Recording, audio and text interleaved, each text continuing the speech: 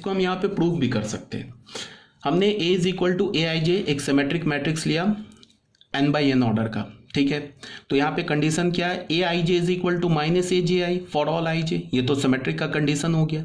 अब अगर मुझे डायगोनल के एलिमेंट पे जाना है तो उसके लिए हमें क्या करना होगा, या तो आई को जे से रिप्लेस कर दो या तो जे को आई से रिप्लेस कर दो, because I is equal to J होता है। तो यहाँ पे हमने क्या कर दिया, जे को आई से रिप्लेस कर दिया, यहाँ भी जे को आई से रिप्लेस कर दिया। तो हमें क्या मिल गया, A I I is equal to minus of A I I. तो इस ए आई आई को इधर ले आओगे तो क्या मिल जाएगा, 2 times A I I is equal to 0। तो A I I is equal to 0 for all आई।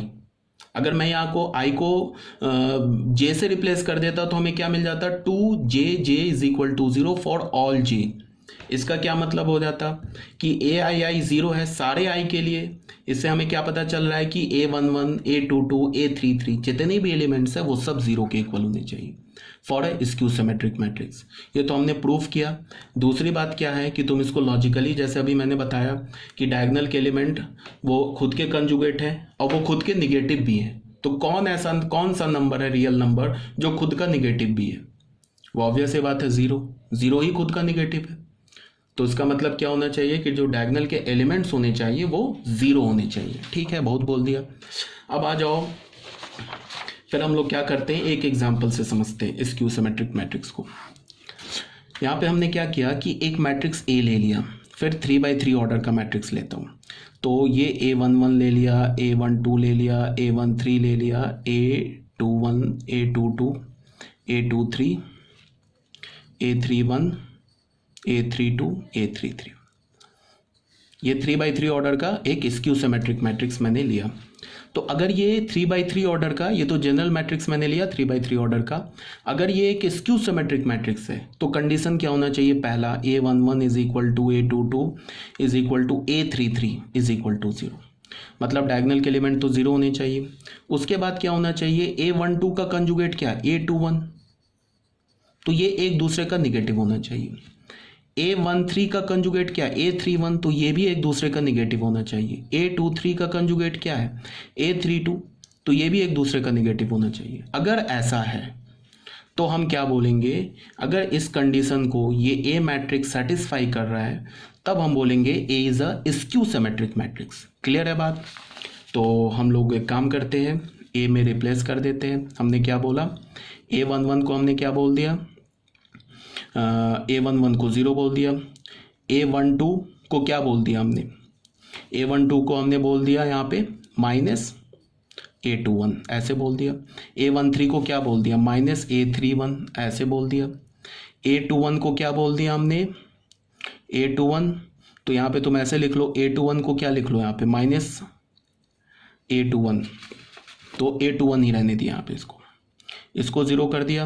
अब A23 को क्या बोल दिया, माइनस A32। अब A31 को ऐसे ही हमने रहने दिया।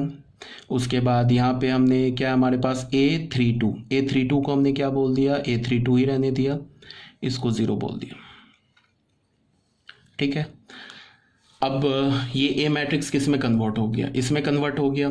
अब तुम क्या करो, इसका ट्रांसपोज ले लो, A का ट्रांसपोज ले लो। तो A का ट्रांसपोज कैसे लेंगे, रो को कॉलम में चेंज कर दिया 0 and minus A21 minus A31, A21 0 minus A32, A31, A32 0 ऐसे ले लिया।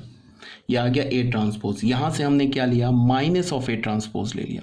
तो माइनस लेंगे तो क्या करेंगे, हर एक एलिमेंट के पास जाके उसको माइनस से मल्टीप्लाई कर देंगे। तो हमें क्या मिल जाएगा, ये 0, ये क्या मिल जाएगा, माइनस A21, ये क्या मिल जाएगा, माइनस A31, ये हो गया A21, ये हो गया 0, ये हो गया माइनस A32, ये क्या मिल गया A31, ये हो गया A32, ये हो गया 0। अब तुम इस मैट्रिक्स को देखो और इस मैट्रिक्स को देखो, ये आपस में इक्वल है।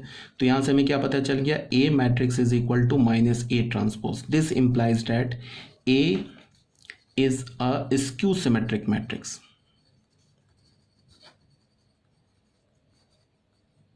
क्लियर है ये बात। ठीक है, ऐसे ही तुम 4x4 ऑर्डर का, 5x5 ऑर्डर का ले सकते हो। ठीक है। अब अगर मैं बोलूं कि तुम एक 3x3 ऑर्डर का, कोई भी 3x3 ऑर्डर का एक स्क्यू सिमेट्रिक मैट्रिक्स लिखो, तो 3x3 ऑर्डर का मैं लिखूंगा तो क्या होगा, 9 एलिमेंट्स आएंगे उसमें, और हमें क्या करना है, 3/3 ऑर्डर का कोई भी एक स्क्यू सिमेट्रिक मैट्रिक्स लिखना है। तो यहाँ पे पहले बताओ, ये जो डायगोनल के एलिमेंट है इसको तो कंपलसरी है कि ये 0 0 ही होना चाहिए अगर ये स्क्यू है तो। अब ये जो कंजुगेट एलिमेंट यहाँ और यहाँ आएंगे ना, ये एक दूसरे के निगेटिव आएंगे, यहाँ और यहाँ भी निगेटिव आएंगे एक दूसरे के, यहाँ भी निगेटिव आएंगे। मतलब क्या है कि अगर यहाँ मैंने 2 लिख दिया तो यहाँ -2 ही लिखना पड़ेगा, अगर यहाँ 4 लिख दिया तो यहाँ -4 ही लिखना पड़ेगा, यहाँ पे मैंने 6 लिख दिया तो यहाँ -6 ही लिखना पड़ेगा। ठीक है, तो ये एक हमें 3/3 ऑर्डर का स्क्यू सिमेट्रिक मैट्रिक्स आ गया। क्लियर होना चाहिए ये भी बात।